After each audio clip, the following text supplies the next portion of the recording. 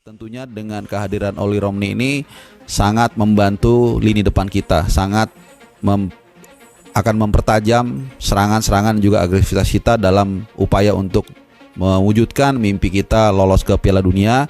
Dan kita tahu dalam beberapa waktu terakhir Sintayong dan juga banyak netizen juga dan teman-teman semua yang mengeluhkan kurang tajam lini depan kita. Dan mungkin dengan kehadiran Oli Romney bisa menjawab. 5 pemain keturunan yang dijagokan jalani proses naturalisasi setelah Oli Romney. Nomor 1 sudah urus berkas. Jadi jangan terburu-buru, santai aja. Masih ada waktu, dan ini juga belum berakhir, masih ada peluang. Kita poin 3, peringkat keduanya poinnya 6. Selisih cuma 1 game doang. Belum kiamat, masih bisa. Insya Allah, kita doa aja, ntar Allah bantuin. Oke? Terus, sekarang gini, ada pertanyaan lagi muncul. Oke, sekarang misalkan tim kualitasnya bertambah dengan ditambahnya pemain. Oke?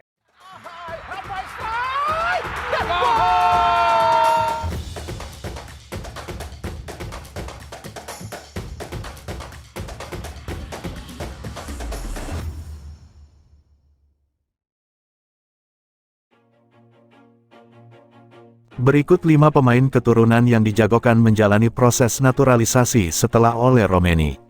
Salah satunya bahkan sudah mengurus berkas.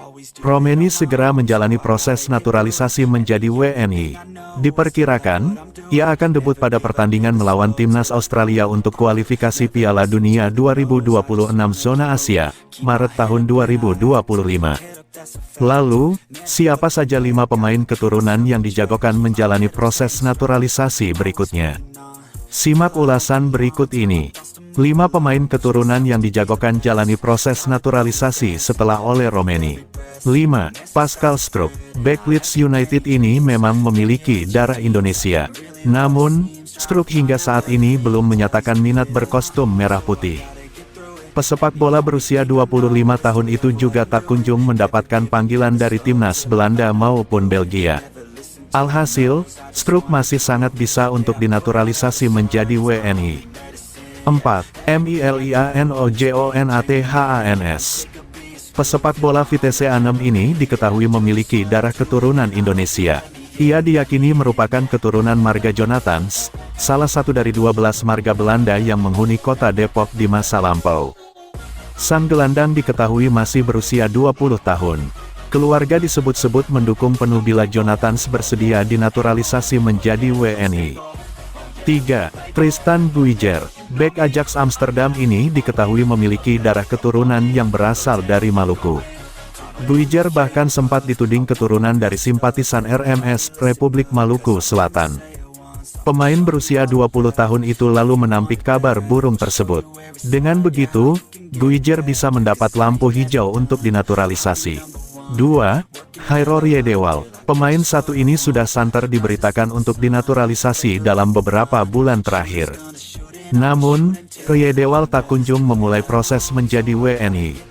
Pesepak bola Royal Antwerp ini dapat menjadi tambahan berharga. Riedewald yang memiliki darah keturunan Maluku, mampu diturunkan di beberapa posisi terutama lini belakang dan tengah. 1. Mauro Zelstra, penyerang FC Volendam U21 ini sudah menyatakan minat membela timnas Indonesia. Bahkan, Zelstra mengaku telah mengurus dokumen-dokumen yang dibutuhkan untuk memulai proses naturalisasi. Pemain berusia 20 tahun ini dapat menjadi tambahan berharga khususnya di lini depan. Patut dinanti apakah Zelstra segera menyusul Romney atau tidak. PSSI dikabarkan tak berhenti sampai Kevin Dix. Dengan kata lain, PSSI masih terus memburu pemain-pemain keturunan yang ada di seluruh dunia, termasuk untuk mengisi posisi lini serang yang selama ini menjadi incaran pertama. Satu di antaranya adalah Mauro Zelstra. Penyerang kepunyaan Volendam, Belanda, yang masih berusia 20 tahun itu sudah lama disebut-sebut bakal menjalani program naturalisasi untuk selanjutnya bergabung dengan JIZS. Mauro Zelstra itu sebenarnya sudah lama berkomunikasi. Minta bantu ke saya juga untuk segera proses naturalisasi. Tapi kan yang harus kita tahu bahwa permintaan pemain itu kan datangnya dari Coach Shin Tae-yong, kata Sumarji, manajer timnas Indonesia, lewat kanal YouTube Soccer Lover Indosiar. Menurut perwira menengah Polri berpangkat Komisaris Besar Kombes tersebut, PSSI tak bisa ujuk-ujuk mendatangkan pemain naturalisasi.